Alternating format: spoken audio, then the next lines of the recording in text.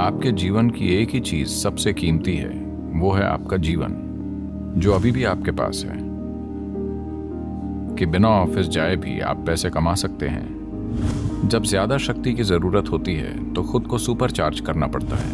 हम यही करेंगे। इसीलिए कुदरत ने इंसान को एक खास स्तर की बुद्धि दी है।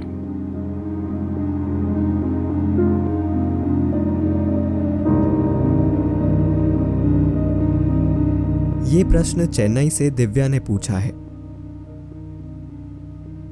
नमस्कारम सद्गुरु, मैंने इस सप्ताह अपनी नौकरी खो दी है और मैं ये स्वीकार नहीं कर पा रही हूँ। मैं पूरी भागीदारी के साथ बहुत अच्छा काम कर रही थी। पिछले 12 वर्षों में मैंने जो कड़ी मेहनत की है उसे खोकर बहुत दुख हो रहा है। मैं इस स्थिति को समझती हूँ, पर मैं नुकसान को कैसे स्वीकार करूं, जिसकी वजह से मेरी मेहनत और मेरा और मेरे परिवार का भविष्य मुश्किल में आ गया है। नमस्कारम दिव्या, आपको मेरी बात ध्यान से सुननी चाहिए क्योंकि अभी आप थोड़ी परेशान हैं। इसलिए आप मेरी बात का आसानी से गलत मतलब निकाल लेंगी।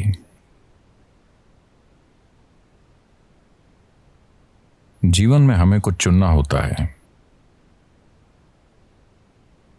पर कभी कभी विकल्प ऐसे होते हैं।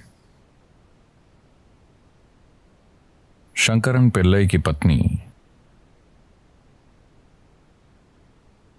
तीसरे बच्चे को जन्म दे रही थीं। उनकी 2 बेटियां थीं। अब वो अड़े हुए थे कि तीसरा लड़का होना चाहिए।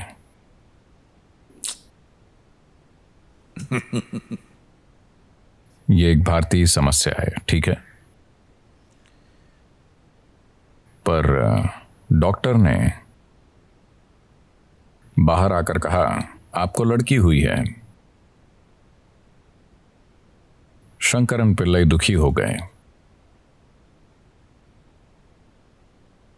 डॉक्टर ने सांत्वना देनी चाहिए। कोई बात नहीं, लड़की है, पर वो लड़कों जैसे जी सकती है।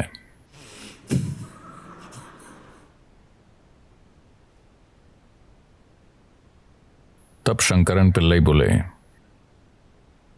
नहीं डॉक्टर, ठीक है, वैसे भी मेरी दूसरी पसंद लड़की ही थी।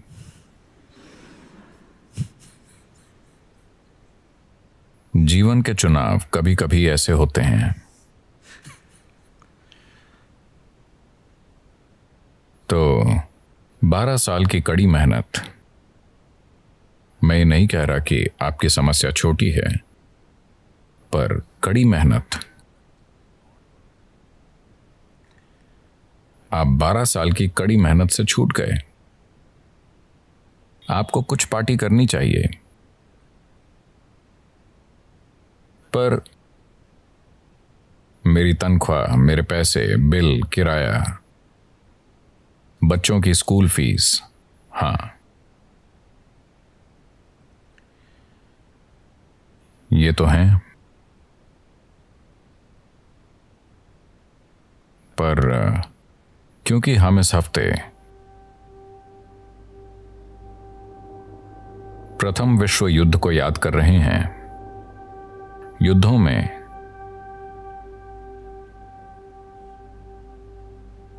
अकाल में, बड़े चक्रवातों में, अलग अलग जगहों में आए भूकंपों में, उन चीजों की तुलना में ये महामारी बहुत छोटी है, क्योंकि आपके जीवन पर इसका असर काफी हद तक आपकी प्रतिक्रिया से तय होगा। तब लोगों के पास कोई चारा नहीं था, वो चीजें बस हो गईं। किसी ने फैसला किया कि युद्ध होना चाहिए, बाकी सभी बस उसके शिकार थे। उनके पास कोई चारा नहीं था, उन्हें बस मरना था। आपको, मुझे और दुनिया में सभी को अभी आर्थिक समस्याएं हैं, पर हमारी आर्थिक समस्याएं ऐसी हैं कि चाहे महामारी हो या शेयर बाजार का पतन या मंदी, ये होना ही है, क्योंकि हमने ऐसा रुख अपनाया है कि हम हमेशा ज्यादा से ज्यादा चाहते हैं। कहीं ना कहीं संतुलन आएगा। ये एक कड़वी बात लग सकती है क्योंकि आपने नौकरी खो दी है, पर मैं समझाना चाहता हूं। मेरे पिता ने यह कहा, वो एक योग्य चिकित्सक हैं। उन्होंने मैसूर में एक टीबी अस्पताल में अपना करियर शुरू किया। ये उनकी प्रतिबद्धता थी कि कम से कम 1 या 2 साल वो एक टीबी सैनिटोरियम में काम करेंगे, क्योंकि उनकी मां की मृत्यु टीबी से हुई थी जब वो सिर्फ 4.5 या 5 साल की उम्र के थे। तो वो प्रतिबद्ध थे, मैं डॉक्टर बनकर टीबी मरीजों की सेवा करूंगा। और किसी तरह उन्हें एक जगह मिली और बाद में जब उन्होंने अपने परिवार के लिए घर बनाया तो वो जगह वहां से कुछ ही किलोमीटर पर थी, आज भी है। तो उनका पहला वेतन 50 रुपए था। 50 रुपए, मैं बता रहा हूं, 50, 50 रुपए। यह आज की दुनिया में $1 से कम है। एक योग्य चिकित्सक।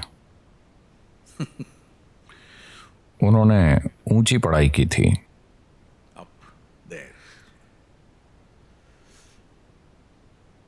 Then by the time he retired as a senior medical officer, फिर जब तक वो भारतीय रेलवे के वरिष्ठ या मुख्य चिकित्सा अधिकारी के रूप में रिटायर हुए, तब उन्हें 14,500 रुपए मिलने लगे थे।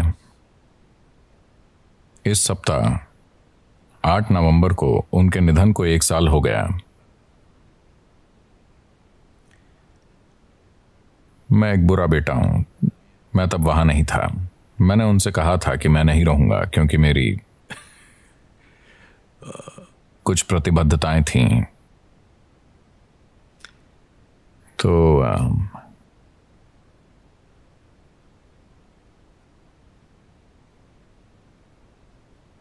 when my nephew तो जब मेरी बहन के बेटे ने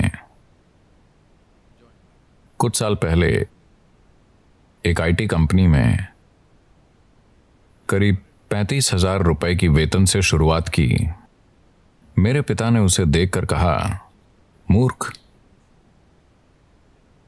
तुम तो बहुत निकम्मे हो। वो तुम्हें 35,000 दे रहे हैं, मैं 14,500 पर रिटायर हुआ था। तो मेरा मतलब है, पिछली पीढ़ियों की तुलना में हमारे पास बहुत ज्यादा है, काफी ज्यादा।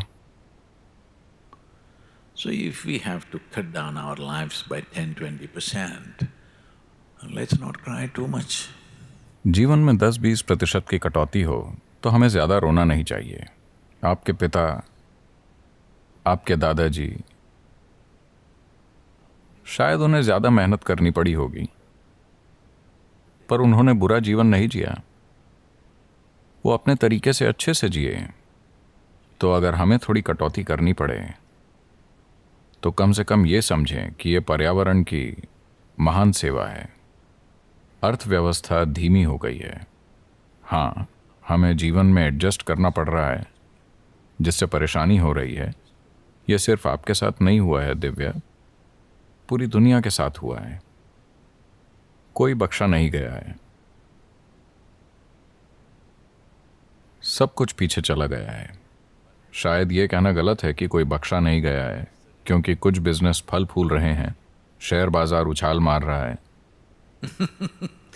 तो शायद कोई फायदा उठा रहा है, ये अच्छी बात है, हम उसे बुरा नहीं मानते। पर कई लोगों के जीवन में बहुत परेशानियां आ गई हैं। वैसे पर्यावरण से जुड़े कार्यकर्ता कहते रहते हैं कि कटौतियां करनी जरूरी हैं। ये हो रहा है। अच्छा, मेरे बच्चे स्कूल कैसे जाएंगे, मैं अपना घर कैसे चलाऊं, मैं चीज़ें मैनेज कैसे करूं, मैं बैंक का लोन कैसे चुकाऊं। समस्याएं हैं। मैं ये नहीं कह रहा कि समस्या नहीं है, समस्याएं हैं। पर महत्वपूर्ण ये है कि आप जीवित हैं, आपका परिवार और दूसरे महत्वपूर्ण लोग जीवित हैं। इसे समझें, क्योंकि यही सबसे कीमती है। और इस चक्कर को छोड़ें, मेरी नौकरी चली गई, सब खत्म हो गया। सब खत्म नहीं हुआ है। आपके जीवन की एक ही चीज सबसे कीमती है, वो है आपका जीवन, जो अभी भी आपके पास है। कुछ बाहरी चीजें खो जाएंगी। शायद आपको किसी टैलेंट का एहसास होगा कि बिना ऑफिस जाए भी आप पैसे कमा सकते हैं। देखिए, इस वायरस ने मुझे पेंटर बना दिया। हेलो, मैं अपनी पेंटिंग्स के जरिए फाउंडेशन और कई प्रोजेक्ट्स के लिए फंड्स जुटा रहा हूं। किसने सोचा था कि मैं पेंटर बनूंगा? मैंने नहीं सोचा था। मैंने बस कोशिश की और पेंटिंग बन गई। तो ये नया करने का समय है। This is a time to explore. This is a time to enhance who we are. ये तलाशने का समय है। ये खुद को ऊंचा उठाने का समय है। ये समय अपने खर्चों में कटौती करने और अपने जीवन को और समझदारी से जीने का भी है। तो This loss of job, नौकरी चले जाने से ज्यादा परेशान होने की जरूरत नहीं है। एक दूसरा विकल्प भी है।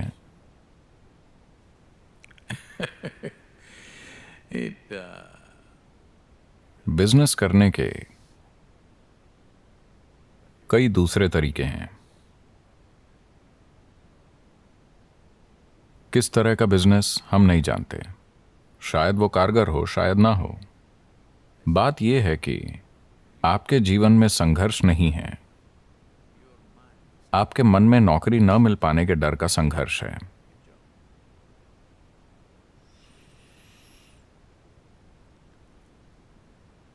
शंकरन पिल्लई ने दिसंबर के महीने में साल 2020 के 1 लाख से अधिक महंगे कैलेंडर खरीदे। दिसंबर के महीने में 1 लाख कैलेंडर। तो लोग बोले, आप इनका क्या करेंगे? साल खत्म होने वाला है, आप इनका क्या करेंगे? वो बोला, तुम चिंता मत करो, अगर साल वापस आ गया तो मैं बहुत पैसा कमाऊंगा। इस तरह हमें कई उम्मीदें हैं। कुछ उम्मीदें टूट जाती हैं। ये वाकई बुरा नहीं है। हाँ, कुछ उम्मीदें टूट जाती हैं, कोई बुरी बात नहीं है। ओ सद्गुरु, आपके लिए कहना आसान है, आपके लिए तो सब कुछ बढ़िया है। नहीं, आपके ऊपर सिर्फ 3-4 लोगों की जिम्मेदारी है और आपको इतनी चिंता है। मुझ पर हजारों की जिम्मेदारी है, वाकई लाखों की। हमने किसानों से वादा किया है कि हम कुछ करेंगे, हम उससे पीछे नहीं हटेंगे, हम उसे पूरा करेंगे। ये बहुत मुश्किल काम होगा, बहुत सारा काम। पर क्या हम कड़ी मेहनत करेंगे? नहीं, हम अपनी खुशी को बढ़ाएंगे, हम अपनी ऊर्जा को ऊंचा उठाएंगे, क्योंकि जब ज्यादा शक्ति की जरूरत होती है तो खुद को सुपर चार्ज करना पड़ता है। हम यही करेंगे। हम अपने वादों से पीछे नहीं हटेंगे और ना ही आप हटें। परिवार, बच्चों और दूसरी चीज़ों से जुड़ी आपकी जो भी प्रतिबद्धताएं हैं, आपको उनसे पीछे नहीं हटना चाहिए। आपको तरीका ढूंढना होगा। इसीलिए कुदरत ने इंसान को एक खास स्तर की बुद्धि दी है। उसका इस्तेमाल करें। उसे ऑटो मोड में मत डालिए। अब नौकरी मिल गई है, अब ज़्यादा सोचने की ज़रूरत नहीं है, बस वहाँ जाकर वापस आना है, मेरा जीवन बन गया। नहीं, ये जीने का तरीका नहीं है। जीवन चलाना मनुष्य का अंतिम लक्ष्य नहीं है। जीवन चलाना ज़रूरी है, पर यह आखिरी लक्ष्य नहीं है। यहाँ मेरे पास हजारों युवा स्वयं सेवक हैं जो जीवन में ऐसे काम कर रहे हैं जो उनके अपने बारे में नहीं है। ये उनका जीवन चलाने के बारे में नहीं है, क्योंकि मैंने उनमें आनंद भर दिया है। अब जीवन चलाने की चिंता करना जरूरी नहीं है, क्योंकि अगर आप वाकई सभी की भलाई के बारे में चिंतित हैं तो जीवन चलाने की चिंता जरूरी नहीं है। दुनिया आपका हर तरह से ख्याल रखेगी। अगर जीने के तरीके से आपको फर्क नहीं पड़ता, पर ज्यादातर समस्या ये होती है कि आप अपने पड़ोसी से बेहतर जीना चाहते हैं। तभी ये एक अंतहीन समस्या है। In this competition of trying to be better than everybody else or somebody else, how many silly things human beings are doing is unbelievable. दूसरों से बेहतर बनने की कोशिश करते करते लोग कितनी मूर्खता भरी चीजें कर रहे हैं, देखकर विश्वास ही नहीं होता। आपके काम बाहरी स्थिति से मेल खाने चाहिए। कभी भी ये उम्मीद न करें कि स्थिति एक सी बनी रहेगी, कि हमेशा नौकरी होगी या हमेशा सब एक सा बना रहेगा। नहीं, आपके काम आसपास की स्थितियों से मेल खाने चाहिए। ये हुआ। 3 महिलाएं ये चर्चा कर रही थीं कि वो शाम की पार्टी में क्या कपड़े पहनकर जाएं। उनमें से एक बोली, नहीं, अपनी मर्जी के कपड़े नहीं पहन सकते। अपने पति के बालों के रंग के कपड़े पहनना जरूरी है। फिर एक बोली, ठीक है, मेरे पास काला सूट है, मैं वही पहनूंगी। दूसरी ने कहा, अरे मुझे कपड़े खरीदने पड़ेंगे, मेरे पास ग्रे ड्रेस नहीं है, मुझे खरीदनी पड़ेगी, मुझे सफ़ेद और काली ड्रेस खरीदनी पड़ेगी। आखिरी औरत ने परेशान होकर कहा, हे भगवान, मैं नहीं आऊंगी।